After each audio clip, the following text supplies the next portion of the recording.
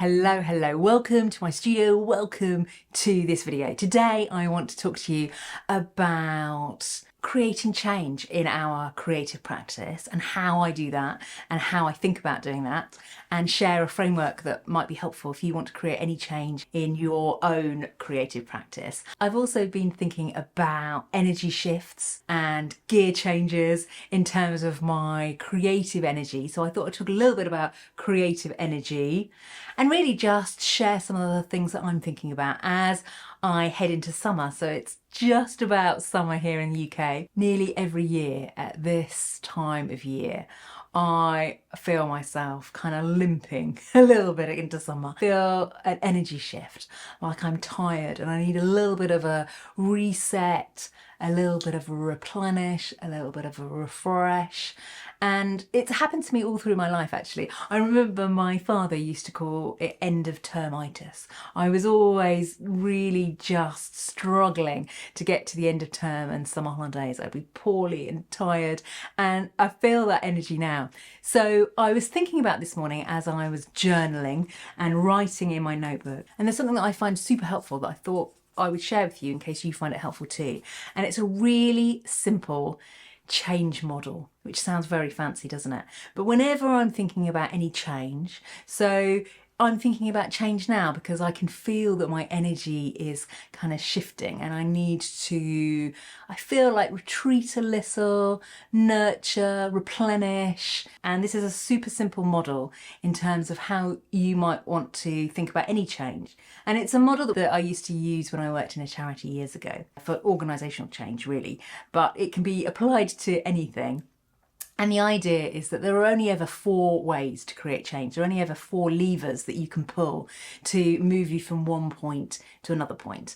So you can either start doing something, you can stop doing something, you can do less of something, or you can do more of something. And these kind of 4 headings or 4 buckets, 4 quadrants are really helpful, I find, in really trying to map out any change process, anything that I want to change in my own life, anything that I want to change in my creativity. And as I'm heading into summer, I thought it would be useful for me to really kind of think about actually what are my creativity goals in summer 2024. So I just wrote down in my notebook 4 headings: start, stop, less, more. And I've just started doing this morning, but it's a really useful thinking tool. So for example, I have written start a daily walk, more rest, give myself permission to rest and to be unproductive, drawing outside. So there are some of the things I want to start doing this summer. And the things I want to do more of: painting and drawing, more being, less doing. On the less side, more thinking, more time in nature, more reading, more freewheeling, more daydreaming, more learning, more visiting art galleries, more quietness. I'm acknowledging that my own energy level is shifting and that there are things that I feel that I need to do to support and nurture and replenish and refill the creative well. And it was really funny doing this sort of thinking exercise this morning. It was so obvious to me that I find it very easy to come up with a whole load of things I want to start doing, a whole load of things I want to do more of. And I find the stop and the less really quite challenging. I think this is one of the challenges that I will always face because I like doing things. But actually, as I come into summer, I feel I need to do less. So I've got nothing on my stop list, which is ridiculous. I need to think harder about some of the things I need to stop doing this summer. Things I want to do less of. I want to do less content production. So I love creating these videos. I love writing blogs. I love all the things that I create. So I create lots of things in my life and in my art and in my business.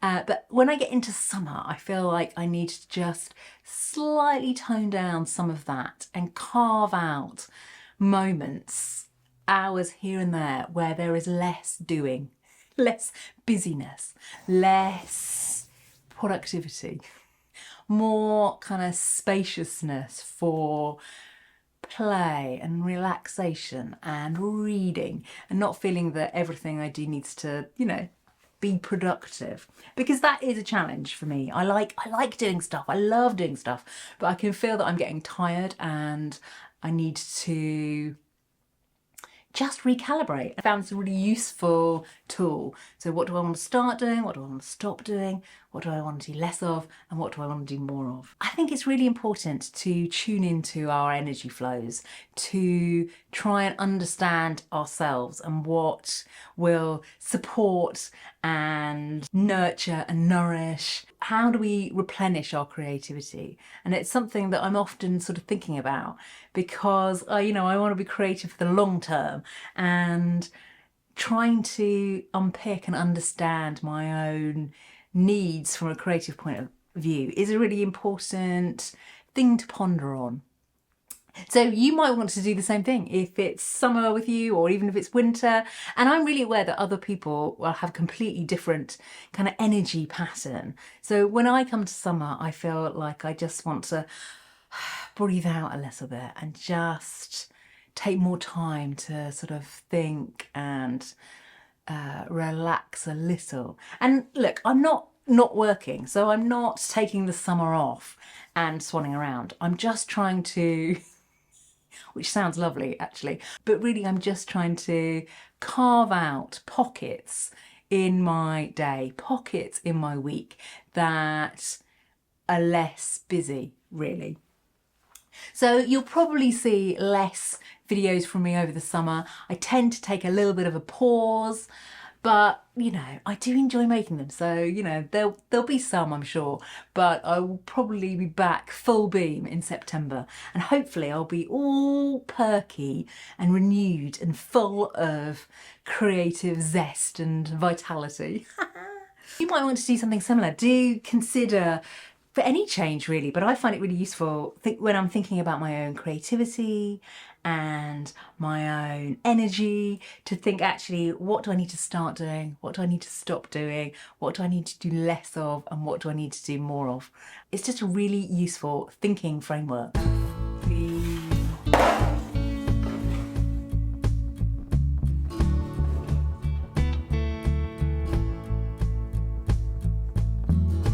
Took a blow, turned a cheek.